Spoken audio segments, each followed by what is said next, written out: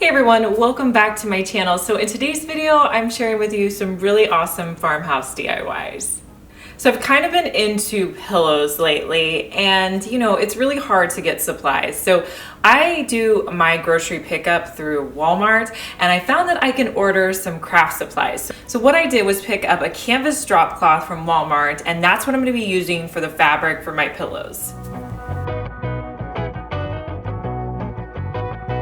So just grab an old pillow form, something that you already have on hand. I definitely keep mine, I never get rid of them. That way I can always just change out the covers. So I'm going to lay out my canvas and then I'm just going to set my pillow form on top of it. Next, I'm going to draw around it, measuring about 1 inch overhang. That's going to allow me a little bit of extra for sewing. Next, I'm going to cut out 2 rectangles for my pillow. From there, I'm going to make sure that I iron out my fabric. There's a lot of creases in this and you want to make sure it gets nice and ironed.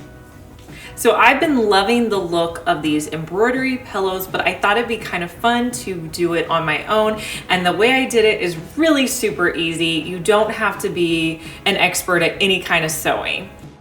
So I'm going to start with my cutting mat and I'm just going to measure out 1 inch lines down the side of my board, and I'm going to measure out 5 lines on both sides.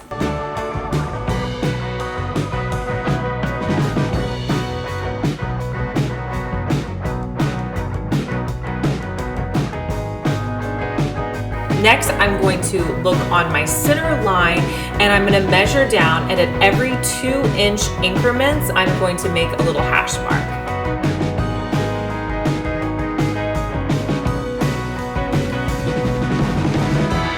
Now I also picked up my black yarn through grocery pickup, so I'm going to use that and a really large needle that I already had on hand, and I'm just going to thread it through my needle and tie it at the bottom.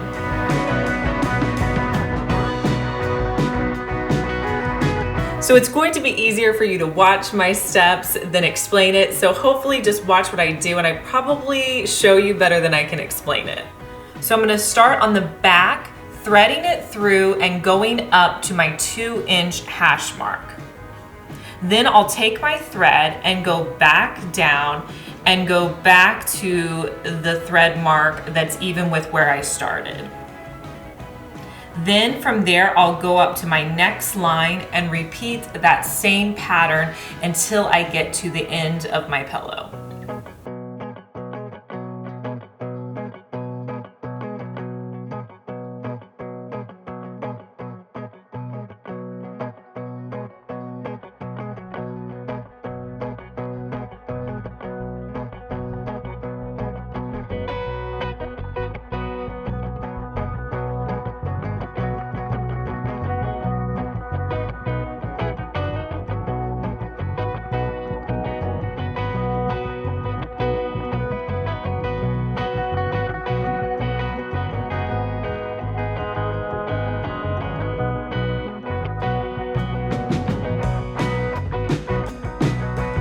From there, you just want to repeat those same steps on the other side of your pillow.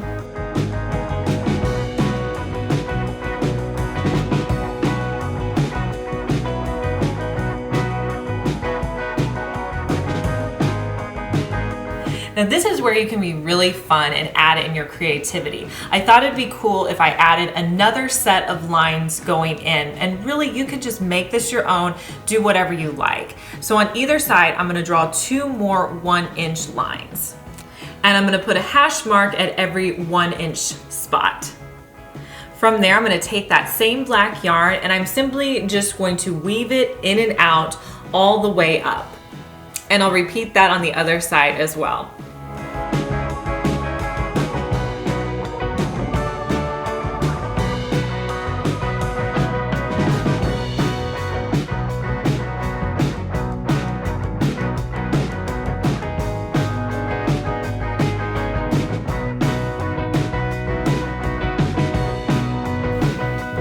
So once I flipped it over, I really liked the way it looked, but if you wanted to add more, keep adding more. Just make it your own.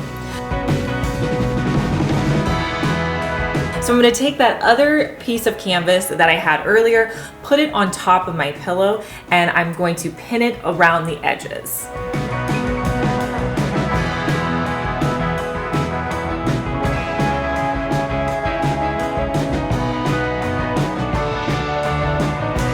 From there, I'm going to sew 3.5 sides, leaving an opening at the bottom half so that I can slip my pillow form in.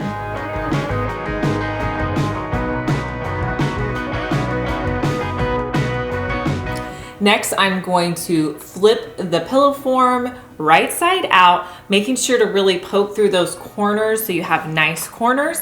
And then I'll insert in my pillow form.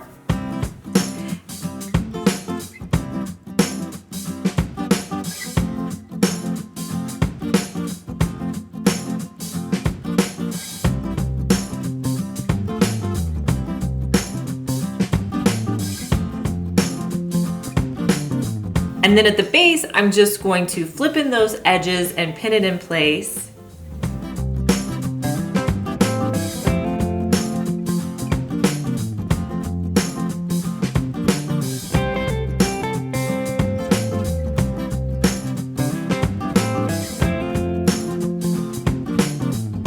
And then I'll sew along the bottom.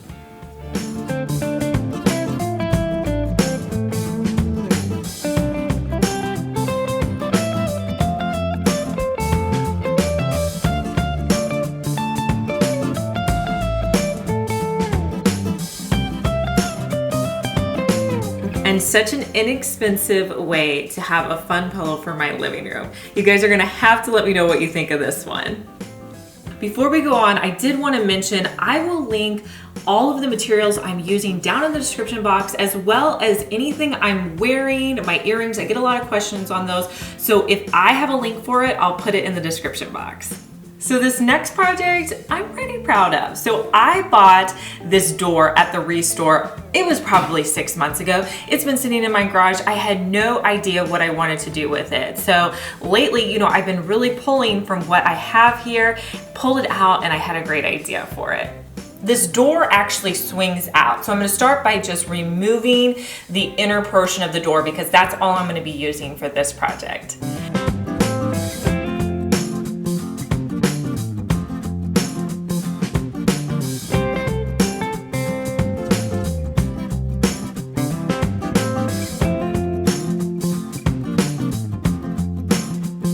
Next, we're going to cut it down the middle so that we saw it completely in half.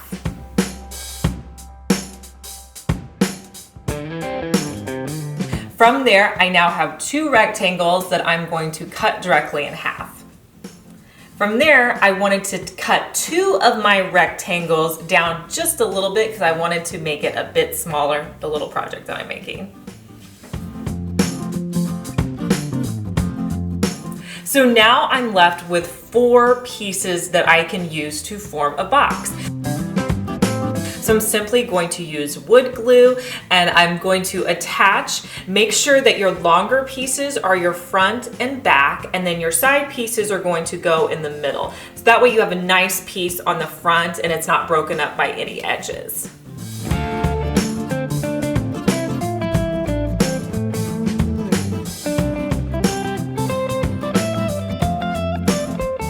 Next, I'm gonna wait for this to completely dry before I paint it. Now, one of the reasons I thought this would be so cool painted is because it has awesome texture to it.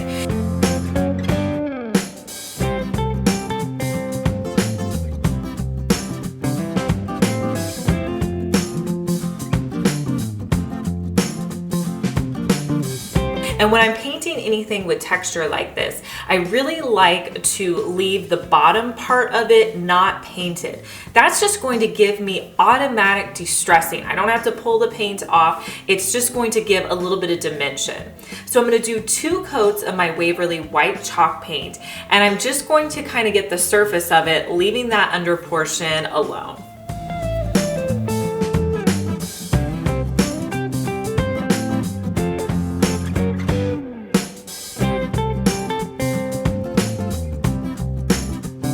You guys guys know I usually add distressing depending on what a piece looks like. So I decided it needed a little bit more. So I had some gray paint that I was using on another project. So I just took some of that gray paint and lightly just wiped it around my box, giving a little bit added dimension.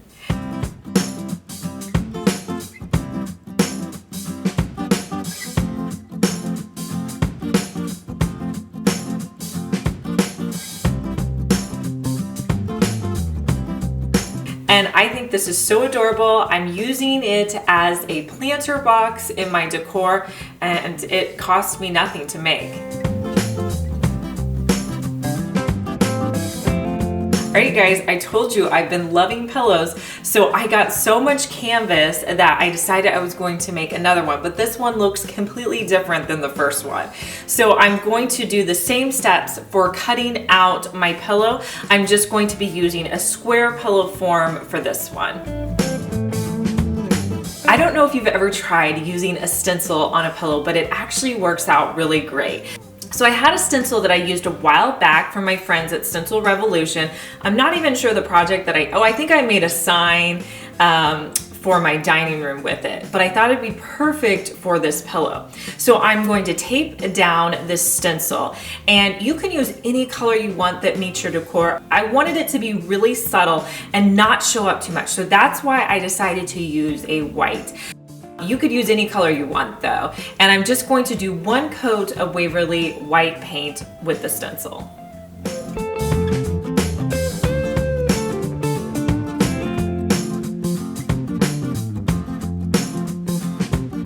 Next, I had to go in and add the numbers of the year that I got married to put on this farmhouse stencil. Now make sure you let this completely dry before you go any farther. Next, you're going to take your other piece of canvas and you're going to put it directly on top of where you painted. From there, I'm going to sew around 3.5 sides of my pillow. Next, I'm going to pull the pillow so it is right side out. Now I thought it'd be fun to show you how to make some tassels for this pillow, just to kind of give it a little bit of different look, but still farmhouse. Again, I got some cream yarn from Walmart, and to make this tassel, it's really easy. You just want some kind of cardboard, picture frame, anything. And I'm gonna wrap it around 50 times.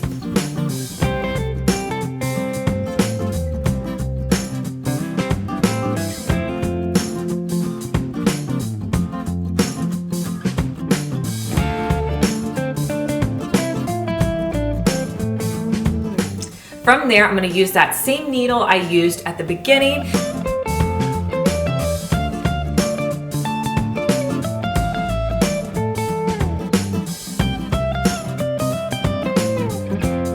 And I'm just going to thread it from the right side of my pillow to the inside. And then I'll just tie it in place by looping it into my pillow and tying it off.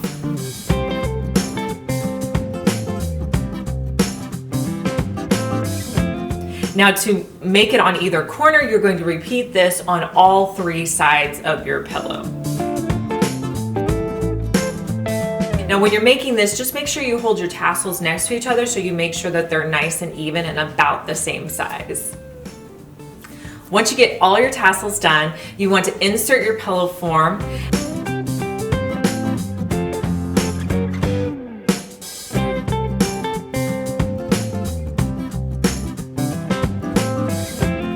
And then you're going to pin it at the bottom and then just run it along your sewing machine. And here's a look at how my farmhouse pillow turned out.